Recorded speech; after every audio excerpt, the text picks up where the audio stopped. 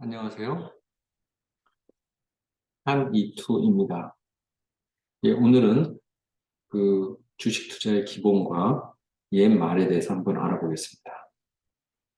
주식 투자의 기본은 뭐니 뭐니 해도 낮은 가격에 사서 높은 가격에 파는 것이겠죠.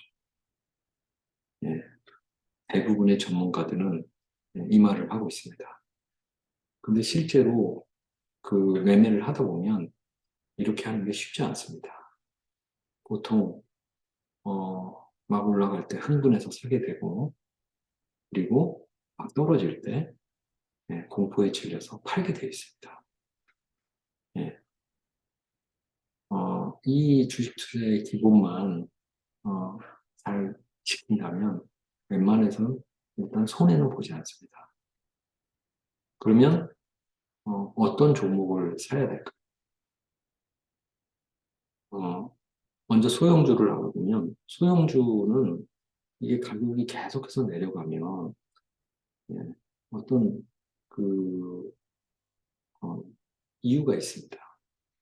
그 이유가 대체로 굉장히 그 결정적인 이 소형주의 그 생존에 영향을 미치는 아주 기본적인 그런 내용의 경우가 많습니다. 그래서 소형주가 폭락하면, 폭락한다고 해서 이게 낮은 가격이라고 해서 사면, 많은 경우 그게 상장 폐지되거나 또는 그 높은 가격을 회복 못하고 계속해서 그 낮은 가격에서 아주 오랜 기간 동안 있을 가능성이 아주 큽니다. 예, 그래서 소형주는 가급적 그 다루지 않는 것이 좋습니다. 그러면 반면에 대형 우량주는 계속해서 가격이 내려갈 때 낮은 가격에 사면 시간이 지나서 올라갈 가능성이 높죠. 그러나 우리는 어, 지난 역사에서 아무리 대형 우량주일지라도 어, 가격이 많이 내려온 상태에서 샀을 때 그 가격이 회복 못하고 지지부진한 그런 종목들을 많이 봐왔습니다. 대표적으로 LG 디스플레이나 그리고 하나금융지주 이런 주식들을 보면 예, 근데 이런 대형 우량주 개별 종목에 대해서 우리가 그 회사에 대해서 일반인으로서는 잘 알 수가 없습니다.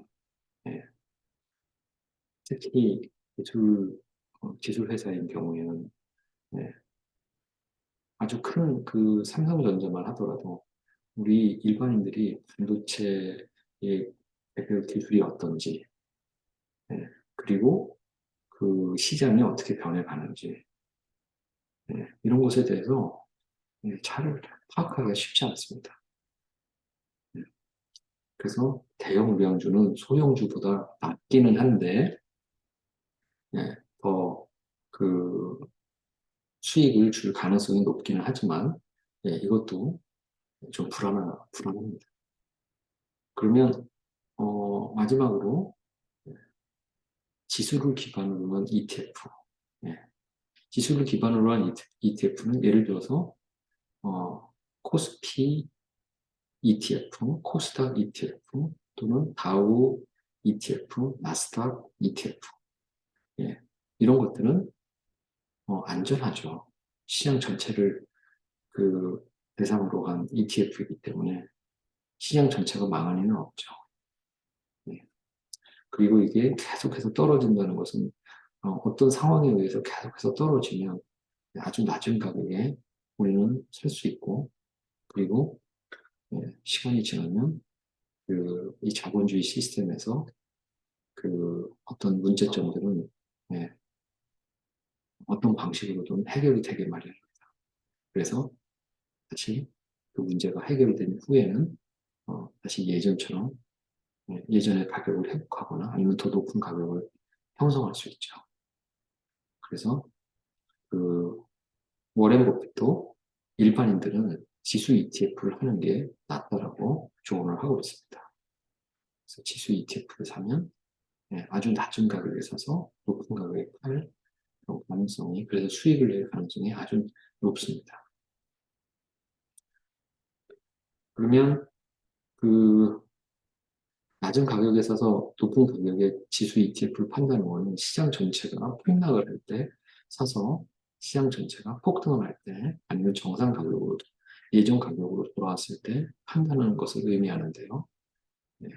우리 옛말에 산이 높으면 골이 깊다고 했습니다. 주식시장이 과열된 상태가 바로 산이 높다는 것이고, 그리고 주식시장이 폭락했을 때 골이 깊다고 할 수 있겠죠. 이렇게 그 주식시장이 폭락과 폭등을 반복하는 것을 잘만 이용하면 우리는 아주 큰 수익을 낼 수 있습니다. 그런데 어떤 분들은 한국이 지난 몇십 년간의 고도성장기를 지나서 이제 성장이 정체됐기 때문에 한국 경제는 역동적이지 않고, 따라서 주식시장도 예전만큼 그렇게 역동적이지 않을 것이다 라고 말하는 분들이 있는데요. 제 생각에는 한국 시장은 한국인들의 특성이 굉장히 그, 어, 어떤 투기적인 성향이 있고, 그래서 대표적으로 코스닥 같은 경우는 전 세계에서도 가장 높은 변동성을 보입니다. 한번 상승하면 엄청나게 상승을 하고, 한 번 하락하면 엄청나게 하락을 하고. 그래서 이 한국 시장의 역동성이라는 어떤 이 가능성, 이것은 앞으로도 계속 지속될 것으로 보입니다. 따라서 한국 시장에서 우리는 아주 좋은 기회를 앞으로도 맞이할 것으로 보입니다. 그리고 옛말에 10년이면 강산도 변한다고 했습니다. 그래서 저는 우리나라 시장의 큰 주기를 10년으로 보고 있습니다. 10년 동안에 대폭등과 대폭락, 이것이 이렇게 반복이 되고, 예를 들어서 2008년도 전 세계 금융위기 때 우리나라 코스피 지수가 반토막이 나서 완전히 대폭락을 했죠. 그 다음에 다시 코스피 지수가 한 1년, 한 2년 정도 돼서 다시 정고점을 돌파한 적이 있습니다.